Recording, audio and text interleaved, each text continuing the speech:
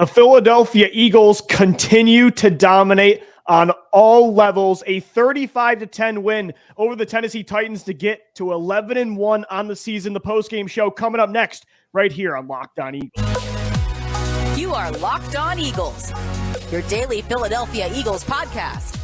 Part of the Locked On Podcast Network, your team every day.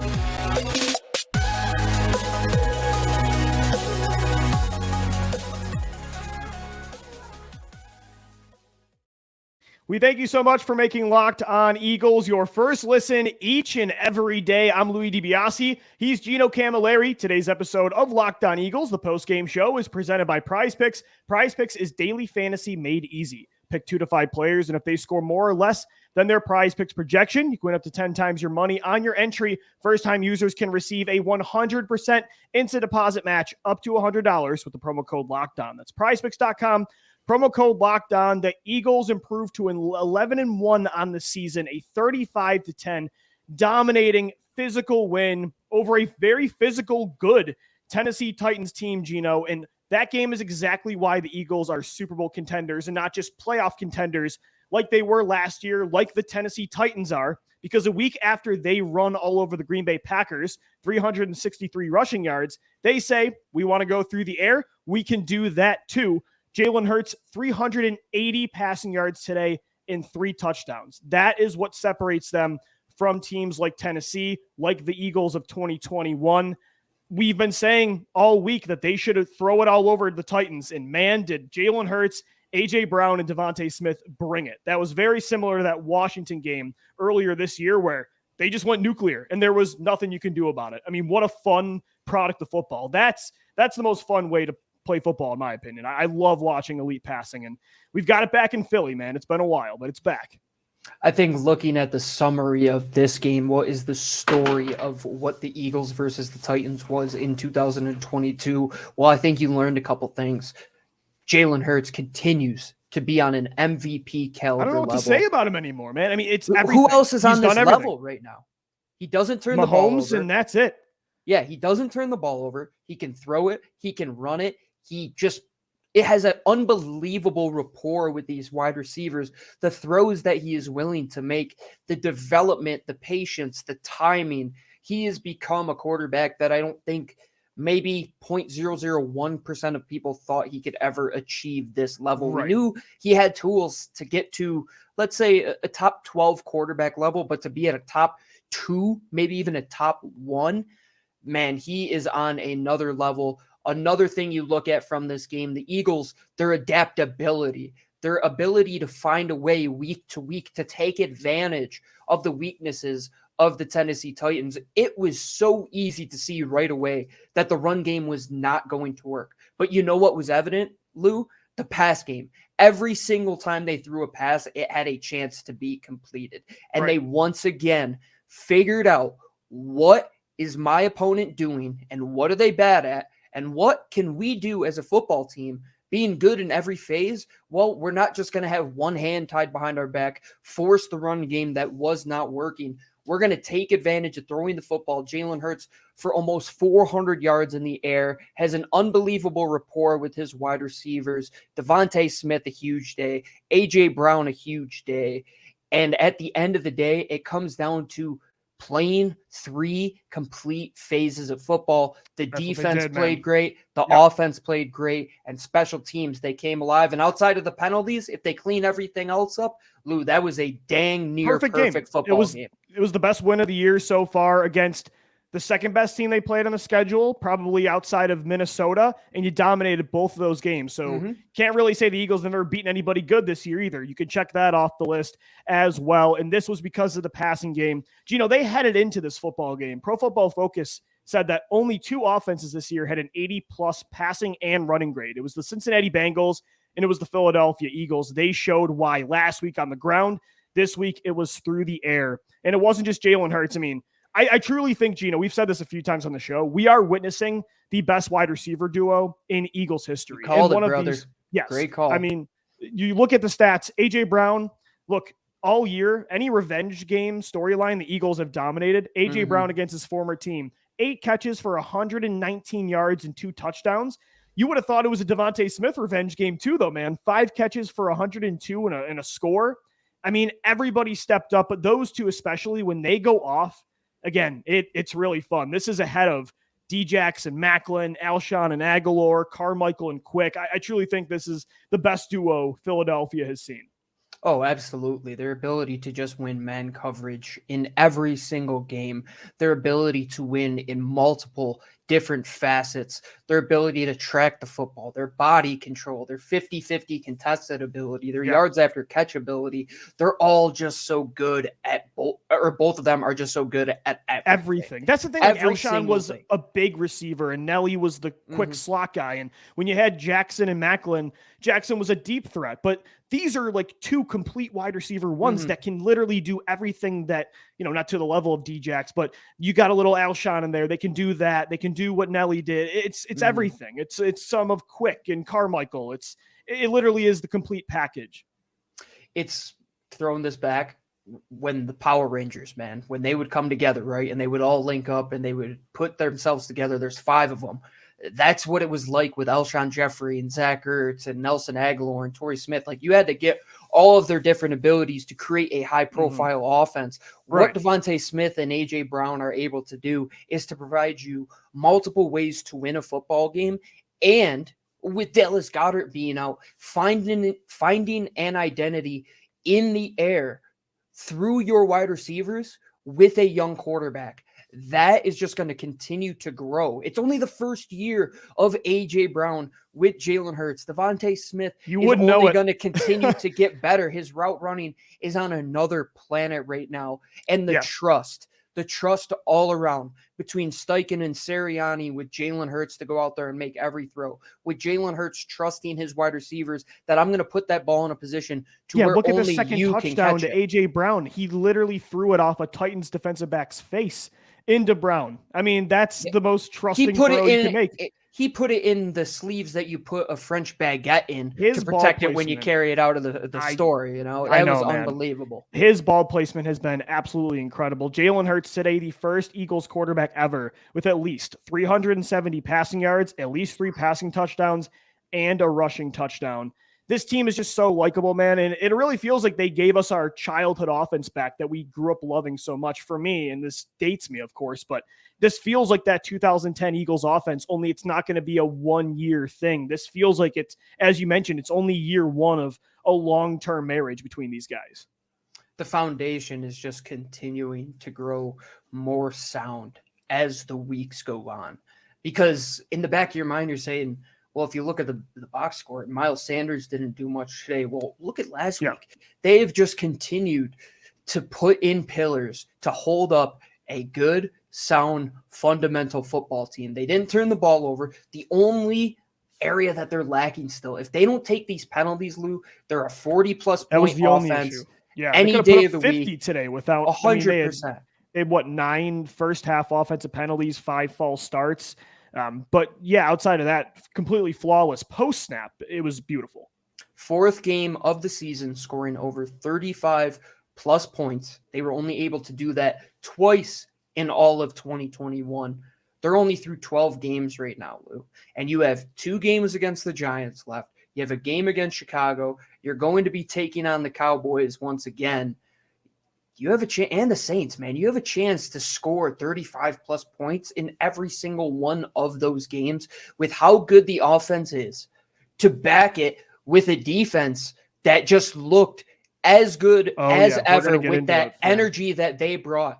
And then a rejuvenated special teams. The energy in that building today, Lou, was the energy that I felt only a couple times in the past. And it's not on that level of that Minnesota Viking NFC Championship game, but the energy to know that we are the far better football team and we can win and dominate every single way. And it doesn't matter who's lining up on the other side. They're going to go out there and just be who they are as a football team. And that was so evident and clear today.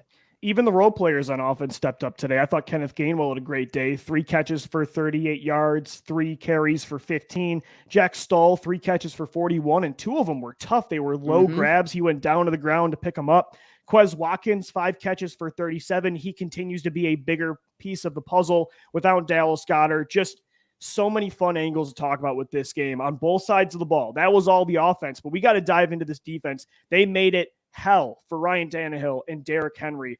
On Sunday, a 35-10 win over the Tennessee Titans. Your Philadelphia Eagles are now 11-1 on the year.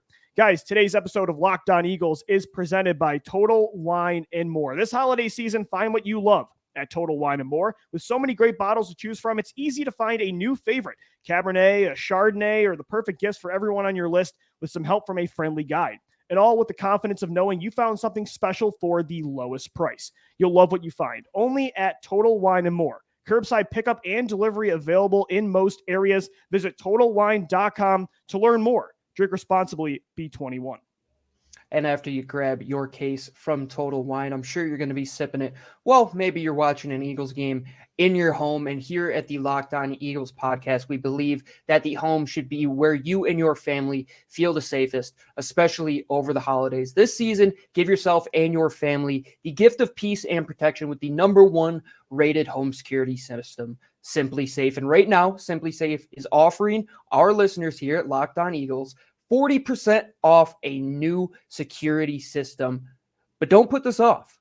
Here's why I love Simply Safe. Simply Safe. It's just such a tongue twister, but it's great because at the end of the day, no matter how difficult it is to pronounce it 10 times over, the luxury and the safety you will get from them and the peace of mind is something that, man, it has helped me out so much since we moved here to Colorado. We have our Simply Safe system. It has put our mind at ease. You have 24/7 monitoring agents that will call you at the drop of a hat anytime your alarm system goes off. You have break-in technology that goes off at the drop of a hat, and it is the best home security system rated in 2022 by News and World Report. Our friends today at Locked On Eagles can get that 40% off offer by going to simplysafe.com/LockedOnNFL. That's simplysafe.com/LockedOnNFL. There's no safe like Simply Safe.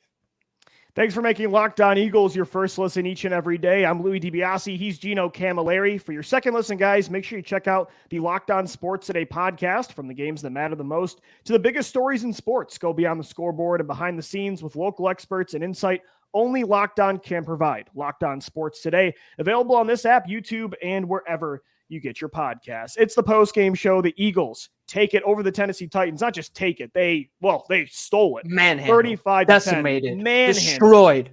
I mean, whatever adjective you could think of, this exactly. was perfect.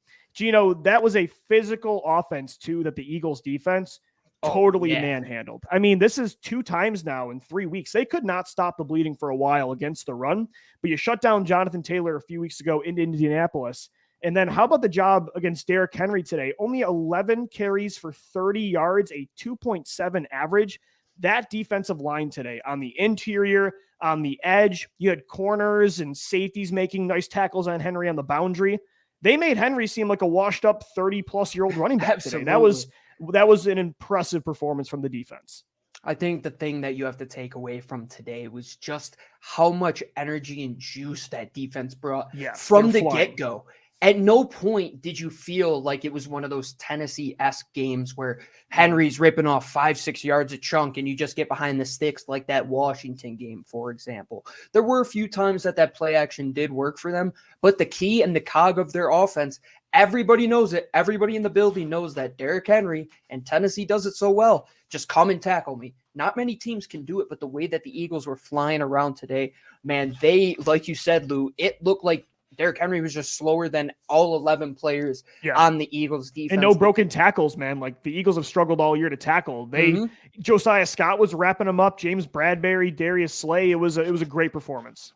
I thought the front and their ability to just create leverage at the point of attack and keep Tennessee from creating any push to allow Derrick Henry to get going was the key. And then off of that, even when Kaiser White goes out and Nakobe Dean comes in, the play that you got from the linebackers today was exceptional right off of the get-go. TJ Edwards is coming down, filling gaps. And then on the back end, we don't hear about James Bradbury and Darius Slay anymore. Nobody's going to throw at them.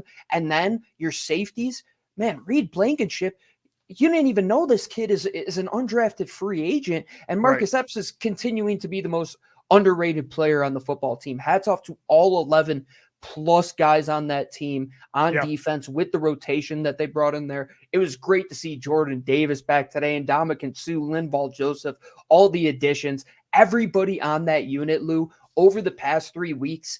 It has been, it has put me at ease to where the first 8-9 weeks of the season, every time the defense was out there, you're saying, oh man, like I don't know if we can get a stop. It was a roller coaster. Get off the field. We have to rely on a turnover. They didn't rely on a turnover today. They didn't have to get a turnover. They just got off the field. I think over a month. Situationally, that front hit home.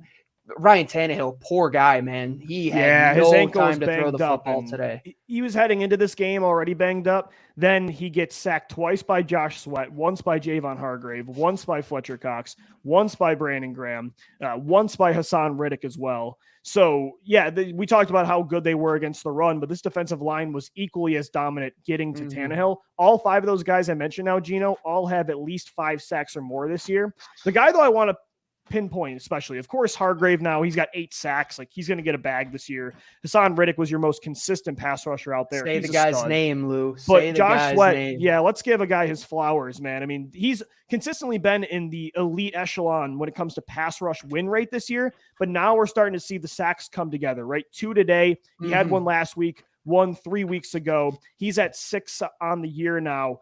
The results are starting to come. He was always getting to the quarterback, but it's great to see now he's getting the quarterbacks to the ground. Sweat has been one of the most underrated players on the team.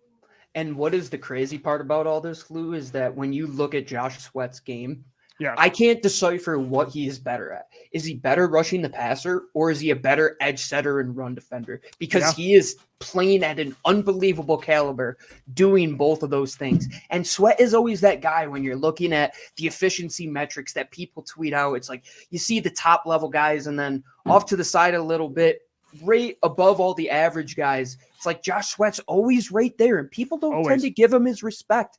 And playing in this defense where he's able to have that one-on-one battle as many times as he does, as well as win double teams on a common occurrence. His agility and just his elusiveness, that is too inside much step on the second sack. Goodness. Oh my gosh. The violence and explosiveness for a guy that tall and lengthy. It was cool, Gino. What I liked about both sacks, because Sweat got a half a sack both times. Same with, at least on his final 2, because he had 2 sacks on the day. So technically he got the quarterback down 3 times today.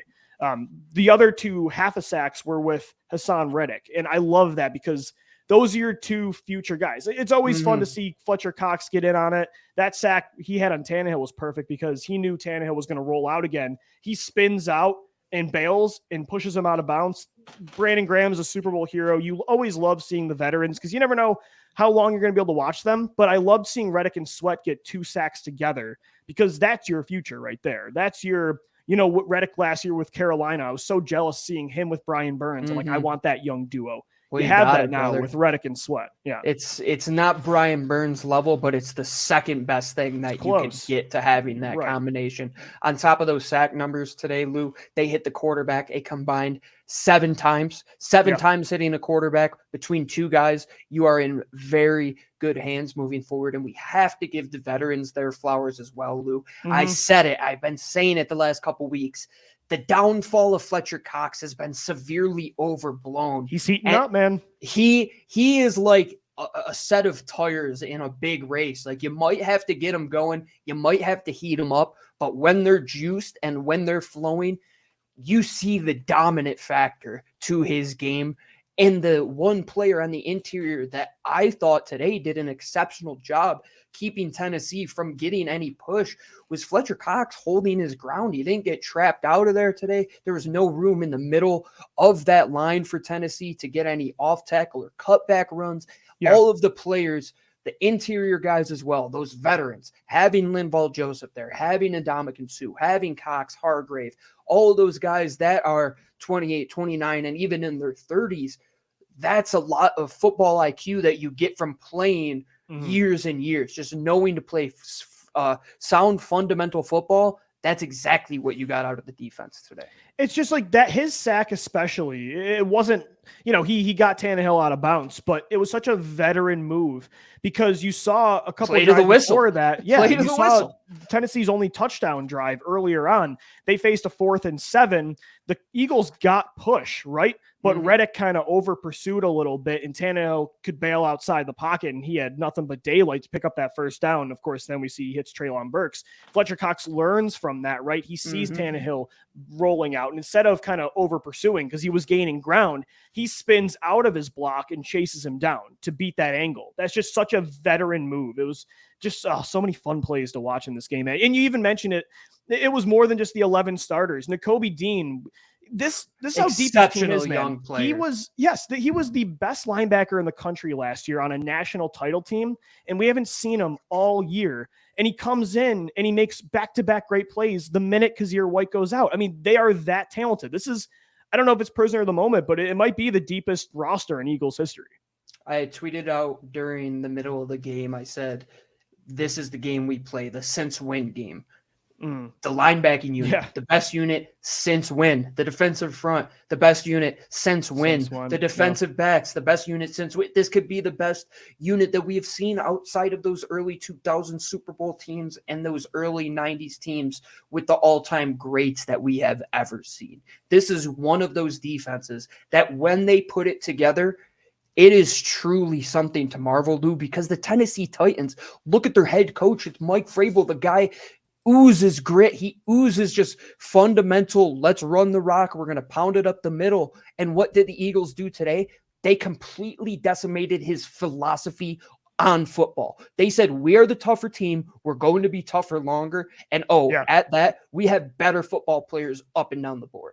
That's right. That's what it comes down to. There's so many things, but they're just more talented than every team they play. It's crazy. I mean, it wasn't even close today, Lou. No, against a team that's leading their division right now and is probably going to host a playoff game. Yep, 100%. We will continue to get into the recap of that Eagles win 35-10 over the Tennessee Titans. Guys, today's episode of Locked On Eagles is brought to you by Prize Picks Daily Fantasy. We crushed it today with Prize Picks. We took the over on A.J. Brown, Jalen Hurts, DeVonta Smith. Prize Picks won us some money. So here is how it works. You pick 2 to 5 players, and if they will score more or less than their Prize Picks projection, you can win up to 10 times your money on any entry. There's no competing against other people. It's just you versus the projections available. Prize Picks offers projections on any sport you watch. The NFL, you've got the college football playoff coming up, the NBA, MLB, NHL, PGA Tour. You've got disc golf, MMA, boxing, cricket, everything you name it's available at Prize Picks. Entries can be made in 60 seconds or less. It's that easy.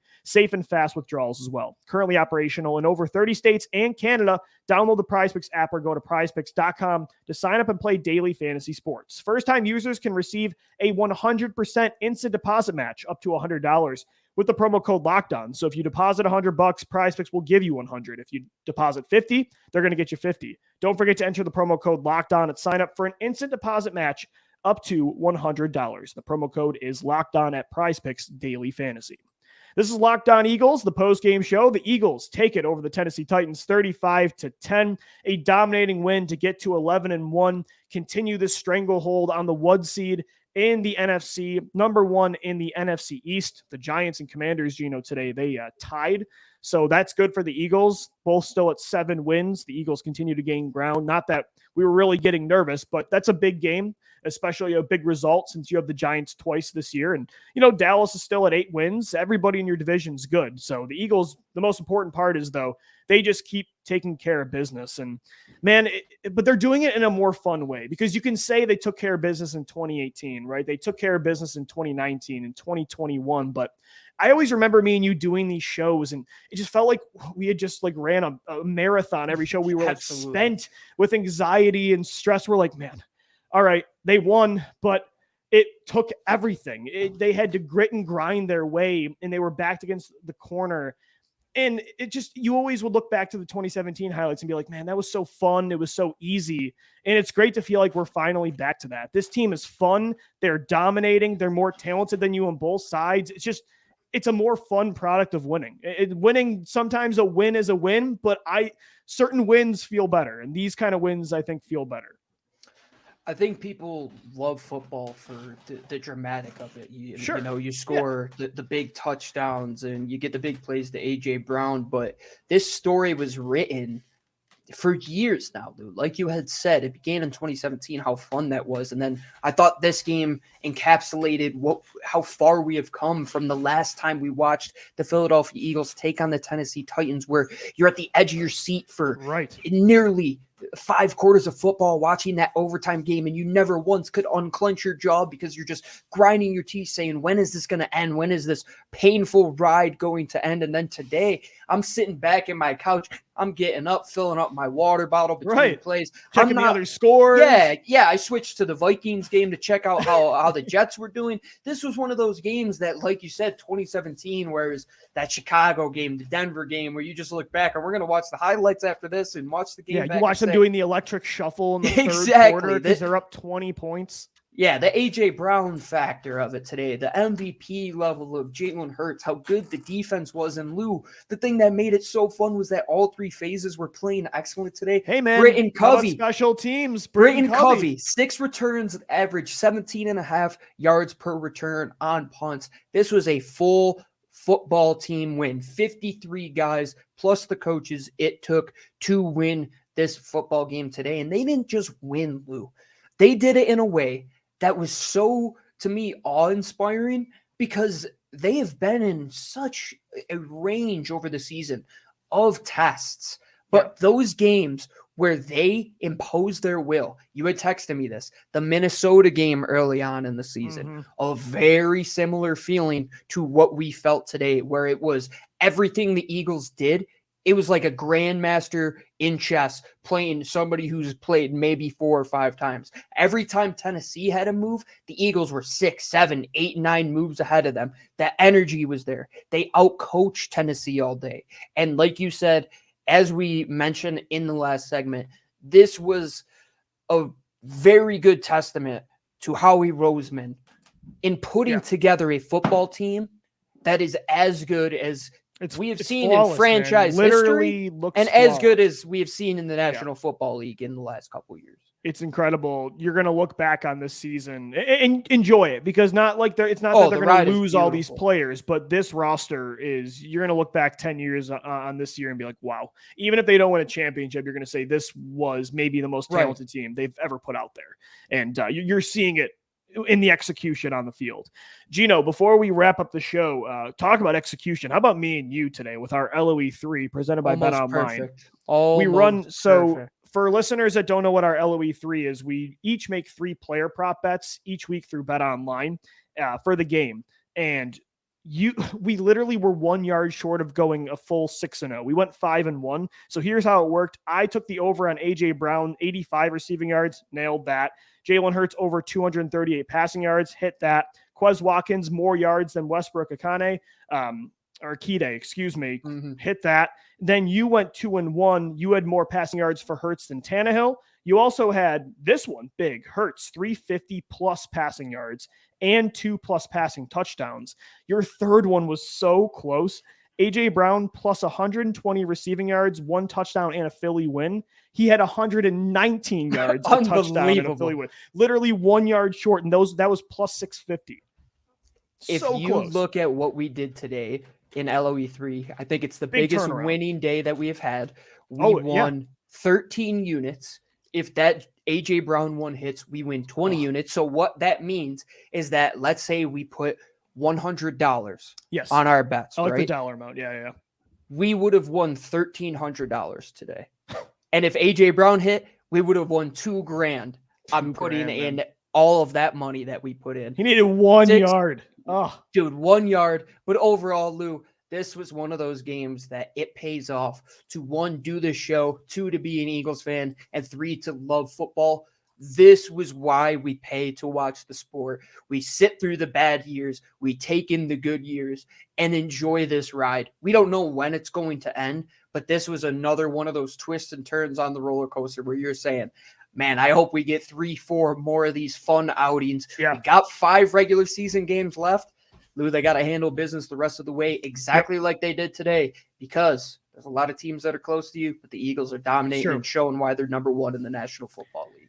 They dominated today, 35-10 win over the Tennessee Titans. We will continue to get into this matchup. Stock up, stock down on tomorrow's show. Make sure you subscribe to Locked On Eagles for 5 shows a week, Monday through Friday, on all podcast platforms and on YouTube. Make sure you hit us up on Twitter at Locked On Birds, at DiBiase LOE, and at GC24_football. Once again, thanks for making Locked On Eagles your first listen each and every day. For your next listen, check out the Locked On Sports Today podcast, the biggest stories of the day, plus instant reactions, big game recaps, and the take of the day. Available on the Odyssey app, YouTube, and wherever you get your shows. For Gino Camilleri, I'm Lou DiBiase signing off. Once again, the Eagles take it 35-10 over Tennessee. As always, thank you for downloading. Thank you for watching and listening.